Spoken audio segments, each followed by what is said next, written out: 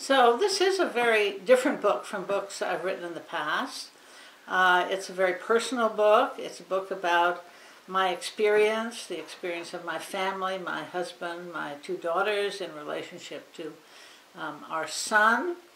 I have written autobiographical essays in the past, so I've done some autobiography, but in relationship to my journey as a theologian. So this is really a different kind of autobiography that looks at our personal experience as a family in relationship to our son, who has been afflicted with mental illness for 30 years.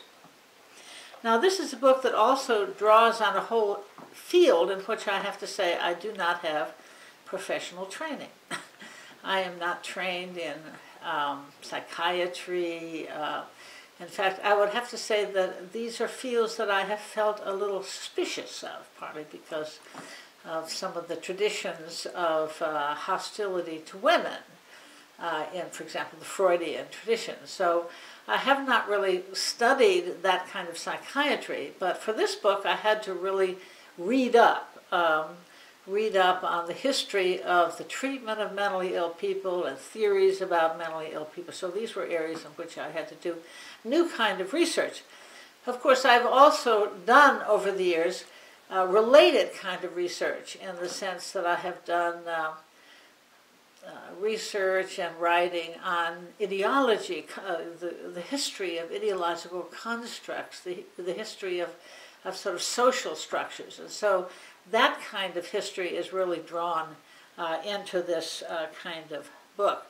I would say that the book doesn't actually have a lot of, I don't think it has a lot of theology. I think there was an interest in having some theological reflection. I couldn't, in fact, really think what I wanted to say about theology as such. But what the book does develop is some tentative ideas about spirituality. In other words, what is the spirituality of sustaining a relationship and being an advocate for a mentally ill friend or relative? And so I think that that kind of spirituality is developed in the book. Now I have, I think, at least three important reasons for writing this book. First of all, I write this book to really share our experience. Share our experience of David and his mental illness, but also our struggles to find adequate help for him in the mental, so-called health system. And so what we have experienced is a tremendous amount of inadequacy in this system. The lack of real adequate housing, the lack of adequate care, really, for the mentally ill person, the way in which psychiatry has simply become the pushing of medication.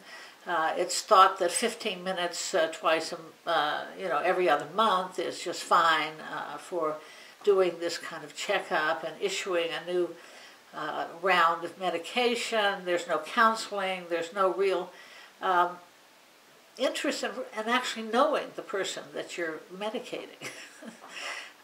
So these are, to me, very scandalous kinds of inadequacies in this system. And so we really are trying to document how we have experienced this system as very inadequate, and also how this kind of inadequacy is really rooted in the history of American care or